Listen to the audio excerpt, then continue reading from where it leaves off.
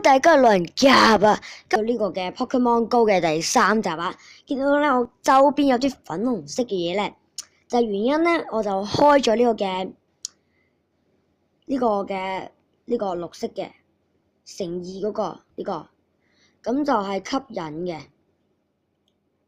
係啦，吸引啲小精靈咪有30分鐘嘅每個，咁咧就分享下我而家捉咗啲乜先。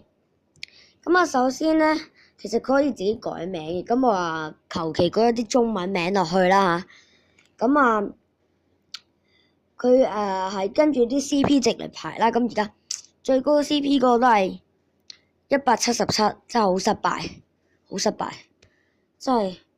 喂大佬啊，人哋嗰啲全部千幾喎，你雖然你去到5呢啫，我入咗紅隊啊，去咗5呢啫，但係喂大佬啊，人哋嗰啲勁到你即係1秒 KO 你嗰啲冇用啦。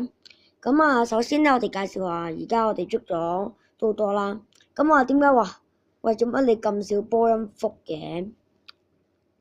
其實咧，你我係已經賣咗超級多隻嘅波音福嘅。咁啊，而家咧我就係咯，譬如話呢隻金魚，咁咧你撳入去，因為上面有一隻啊嘛，咁你撳入去咧，我唔要啦，我要CP 值最高嗰隻 transfer yes， 咁樣咧佢就會交咗俾博士啦，咁啊拎多一粒糖啦，咁我就去翻同一屬性嘅精靈咧，呢度就會多咗粒糖噶啦。咁跟住咧，我哋跟住其實咧呢隻老鼠啊，我哋好似老鼠咁樣嘅咧，我哋上面有隻 CP 係34嘅，咁所以咧我哋咧又可以 transfer 俾翻阿博士嘅。好啦，咁我哋又多粒糖啦。咁咧喺呢度咧，某啲小精靈咧，譬如話係